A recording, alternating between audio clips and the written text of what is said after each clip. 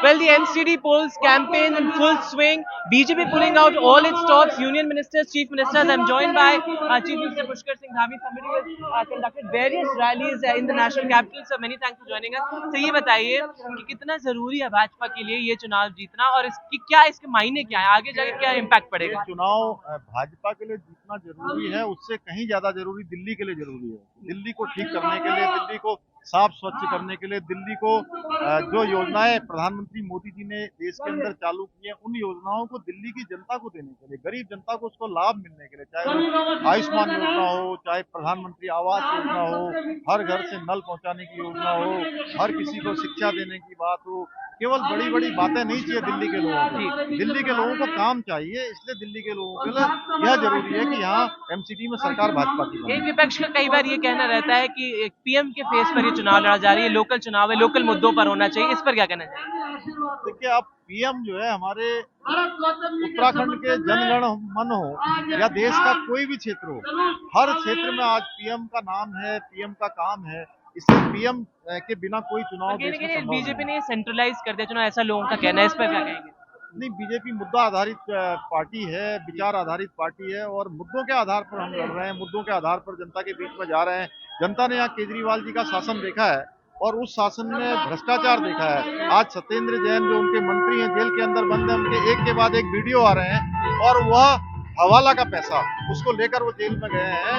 आखिर केजरीवाल जी इतने सशंकित क्यों हैं? जी, और ये बताइए कि आप इतने जमीन पे इतने महीनों से कैंपेन करके आपको एंटी इनकम्बेंसी नजर आ रही है कहीं ना कहीं?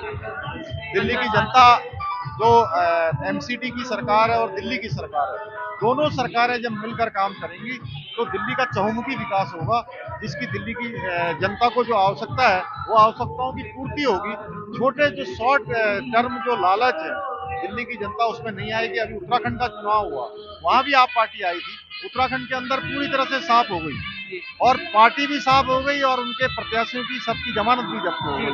आखिरी उत्तराखंड में जो काम प्रारंभ हुआ है वो काम दिल्ली में भी होगा, वो काम गुजरात में भी होगा, हिमाचल वाले लोगों ने भी उस काम को आगे बढ़ाया। आखिरी सवाल ये बताइए कि आने वाले विधानसभा और 2024 में भी इस चुनाव का क्या असर पड़ेगा?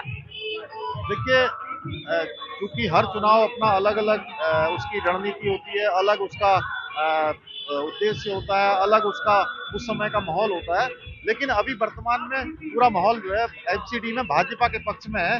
धीरे धीरे लोग 4 तारीख का इंतजार कर रहे हैं कि 4 तारीख आए और हम भाजपा को वोट दें और जिस काम को लेकर, जिस नाम को लेकर, जिस बात को लेकर केजरीवाल जी यहाँ सत्ता में आए थे, लोगों ने वह सब देख लिया कि जहाँ भ्रष्टाचार को मिटाने के नाम पर आए थे, भ्रष्टाचार को समाप्त करने के नाम पर आए थे, आज गले गले तक उस पार्टी भ्रष्टाचार में डूबी हुई है और महाठग को भी ठगने का काम जो पार्टी कर रही है, तो आप समझ सकते हैं कि जनता के साथ किस प्रकार का काम कर रही है। That was Pushkar Singh Dhami. So, well, the opposition says that the BJP has centralized this election, but it remains to be seen how Delhi votes on 4th of December, the crucial battle in the national capital.